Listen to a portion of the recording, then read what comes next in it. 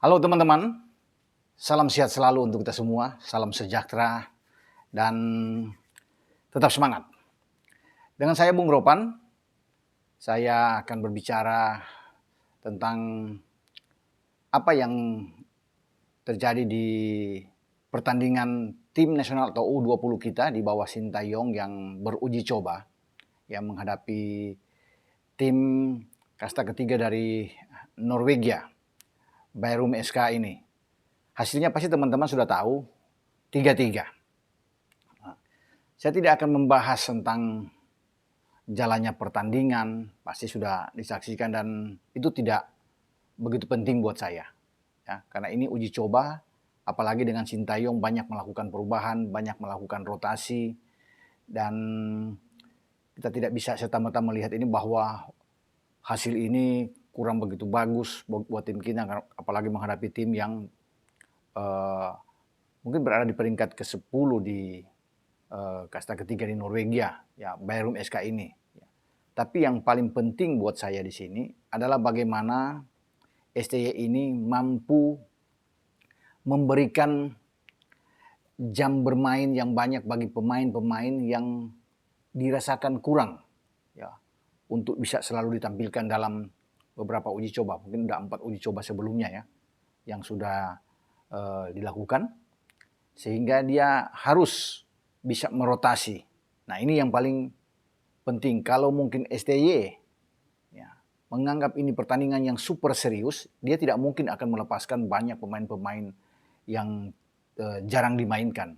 Pasti dia akan fokus konsentrasi untuk bisa memenangkan laga pertandingan seperti melawan Moldova ya, U20, ya, di mana dari awal sudah memainkan banyak pemain-pemain inti yang akan dia pakai nantinya di Piala Asia di Uzbek pada tahun depan. Nah, ketika melawan Bærum SK ini saat yang tepat menurut STY dia memainkan pemain-pemain lapis kedua. Sehingga pemain-pemain seperti Zanadin, misalnya Marcelino, ya mungkin Robby Darwish di sana, Hoki Caraka itu masih disimpan dulu sebelum mereka juga dimainkan. Karena bagi STY dia perlu ini memberikan selain jam bermain pengalaman buat pemain-pemain ya. Seperti Erlangga tetap dimainkan, Kadek Arel yang baru dimainkan di belakang ya, Ahmad Rusadi juga yang harus dilakukan, Fresi, ya Arza, Arkom Raza, ini semua dia mainkan di sini. Nah inilah keberanian bagi STY. Ya, memang masih banyak kekurangan-kekurangan yang harus dibenahi. Ya, karena ini penting uji coba. Uji coba ini untuk melihat kelemahan pemain-pemain kita di mana untuk dia benahi terus dengan pemain-pemain lapis kedua. Ini karena mereka biar ada motivasi buat mereka. Ya, tidak banyak terlalu memanasi bangku cadangan, hanya menonton. Nah, ini dia perlu ya untuk membuat Frankie Misha dan kawan-kawan bisa melihat bagaimana berhadapan dengan lawan yang punya postur lebih tinggi dari mereka. Ya, ini bagus sekali buat STY. Memang komunikasinya di lapangan itu belum jalan dengan baik sesuai dengan harapan, dengan keinginan dari STY. Finishing touch juga penyelesaian akhir itu banyak terbuang karena peluang itu kan banyak. Ya, tetapi satu hal yang saya pikir bagus adalah keberanian STY untuk bisa memainkan pemain-pemain lapis kedua ini. Ya. Dengan catatan bagus adalah langsung memainkan 2 pemain yang akan dinaturalisasikan. Ya, Ivar Jenner dan juga Justin Hapner. Dan kita bisa melihat kedua pemain ini cepat dalam hal beradaptasi. Nah ini STY tidak perlu, walaupun mereka baru bergabung, tapi dia tidak menyimpan dulu pemain ini. Karena dalam jadwal itu masih ada satu pertandingan lagi. Kalau ini jadi ya, pertandingan melawan Irak U20. Nah kalau melawan Irak, misalnya pada besok hari jadi ya, ini baik, pasti ya akan dilepas karena Irak itu calon lawan kita. Ya di Uzbek, satu grup, pasti pemain-pemain dari awal sudah pemain-pemain bagus yang ditempatkan di sana. Ya, mungkin saja ada Marcelino, Muhammad Ferrari di belakang, langsung Robby Darwish bermain, Kakang Rudianto. Nah, ini yang pasti akan dimainkan oleh STY. Karena STY itu sangat berhitung, kalkulasinya dia itu cermat sekali. Ya, menyimpan beberapa pemain untuk menjaga kebugaran pemain-pemain terbaik Karena yang diincar ketika ke Spanyol nantinya kan akan berhadapan itu dengan sesuai dengan jadwal ya di pertandingan di Murcia itu namanya kejuaraan dunia mini lah ya, yang ada di sana. Ketika kita akan bertarung dengan Prancis dan dengan Slovakia. Sehingga dia perlu untuk bisa mengukur ini. Ini bagus ini. Ini lawan yang sepadan, lawan yang oke, yang harus dia imbangi dengan kekuatan terbaik. Nah, di sanalah kita bisa melihat Cahya, Rosadi bisa dimainkan ya di belakang, Kakang mungkin saja Frankie Misa atau Donitri yang sudah diambil lebih awal. Kalau bermain dengan 3 back bisa saja Justin Hapner ada sana, kemudian Robbie Darwish dan juga dengan Muhammad Ferrari. Ini kan menjadi kekuatan. Di tengah langsung Arkan bermain, Marcelino, Sanadin. Ya, kalau bermain katakan dengan 3-5-2 dulu. Kan tidak lazim pola ini. Biasanya kan dengan 3-4-3 atau 3 atau dengan 4-3-3 STY ya bermain. Tapi kalau saya bilang dengan 5 katakan mendorong 2 back sayap nantinya ya dengan Kakang dan Frankie Misa atau Donitri. Ini kan jauh lebih bagus dengan Arkan, Marcelino dan Sanadin di tengah mengontrol permainan di tengah. Inilah materi terbaik. Di depan langsung 2 aja, Rabani dan Hoki. Akan jauh lebih baik. Kalau ini yang ditampilkan melawan Bayrum SK kemarin, pasti kita menang. Kalau dari awal sudah Marcelino main, ya. Kemudian ada Robbie main dari awal dan Muhammad Ferrari, Cahya, Sanadin dari awal main. Sanadin juga ketika masuk babak kedua ikut membuat gol. Ya. Sebelum ada Saki. Dan kita juga kan sempat unggul 3-2 ketika Saki bisa membuat gol di injury time sebelum ada penalti untuk penyama kedudukan. Nah, dari sini pasti SCY sudah bisa melihat. Dia tidak ingin terlalu jauh gap antara pemain utama dan pemain cadangan. Dia ingin terus bisa membuat biar ada keseimbangan itu rapat. Tidak boleh jauh dalam hal ini. Starting 11 dan pemain cadangan. Sehingga dalam momen-momen tertentu seperti melawan Bayrum ini, dia perlu memasukkan pemain-pemain lapis kedua ini. Yang saya bilang tadi di awal. Sehingga mereka punya rasa percaya diri, jam bermain mereka akan bertambah.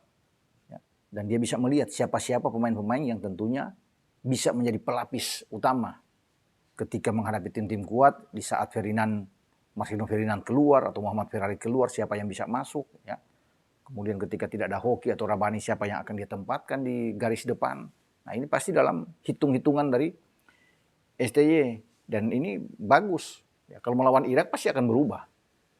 Starting 11-nya, dia akan main dengan kekuatan penuh, termasuk nanti lawan Prancis dan lawan Slovakia ketika bertarung di Spanyol. Dan ini SCY tetap melihat segala sesuatu yang terjadi di setiap laga, di setiap uji coba dia untuk selalu dievaluasi, dibenahi. Karena itulah pentingnya kan, sebuah uji coba.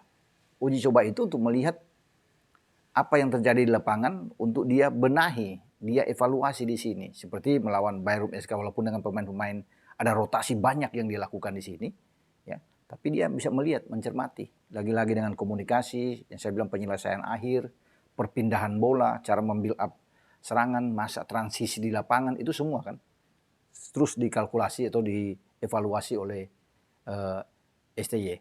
Kerjasama yang baik ya di dalam mengalirkan bola, tapi beruntung saya pikir ini kita sudah punya Justin Hapner main bagus ya bersama dengan Ivar Jenner. Artinya reading the game kedua pemain ini oke. Bisa memberikan contoh juga kepada pemain-pemain lainnya karena mereka sudah bermain di Eropa kan, karena Ivar di Jong Utrecht dan juga Hapner bagaimana bisa bermain di Wolf di U20 U21. Jadi dan memang terlihat sekali bagaimana reading the game kedua pemain ini sangat bagus. Ivar Jenner bermain dengan mobilitas yang sangat baik, sangat tinggi. Bagaimana kalau di tengah itu dia dipadukan bersama langsung dari awal. Itu dengan Marcelino dan Sanadin ini akan oke punya. Ya, bermain di garis tengah dengan 3 pemain ini. Dan mungkin saya pikir ini akan langsung dimainkan ketika mungkin kalau jadi melawan Irak, kemudian melawan Prancis dan Slovakia nanti di Spanyol. Wah, ini enak. Kalau 3 pemain yang saya sebut tadi berkolaborasi di tengah, kemudian di belakang itu Robbie, kemudian Ferrari dan Justin Hapner itu ditampilkan lebih awal. Ini pasti akan lebih kokoh, lebih kuat ya di garis belakang kita. Ya, kita akan lihat apa yang akan dilakukan oleh STY di dalam formasi starting 11 dia sebelum dia bisa mendapatkan yang terbaik untuk tampil di Uzbek nantinya. Tapi yang pasti positif kedatangan Ivar Jenner dan juga dengan Justin Hapner ini. bagus sekali ya, apalagi sudah ketambahan dengan ada 2-3 pemain lagi yang akan ikut dinaturalisasikan, kan waktunya masih panjang. Karena Piala Dunia yang kita incar itu masih akan berlangsung di Mei Juni tahun depan. Jadi kita lebih enak kalau bisa melihat dengan kedatangan 2 pemain ini dan cepat beradaptasi. Nah, ini yang bagus. SC langsung cepat memainkan 2 pemain ini sehingga dia bisa melihat ya bagaimana kelebihan kekurangan dari 2 pemain yang akan kita naturalisasikan. Ya, karena saya rasa STY lebih tahu. Ya, dia lebih cerdas di dalam memainkan pertandingan demi pertandingan, lawan mana dan pemain mana yang dia akan tampilkan. Itulah STY, perubahan-perubahan yang dia lakukan dengan cepat ya untuk bisa dia mainkan di lapangan. Yang penting ya pemain-pemain kita tidak cedera. Itu yang paling utama. Jangan sampai cedera sehingga dia perlu untuk bisa melakukan ini. Bahkan melawan Bayrum SK kemarin baru di menit 24-25 sudah ada pergantian. Hoki masuk, Barnabas Sobor ikut masuk, Rahmat Beri ikut masuk, di babak kedua juga Zanadin, ada Marcelino, Ronaldo, Kuate, semua dimainkan. Ini ya yang dia inginkan.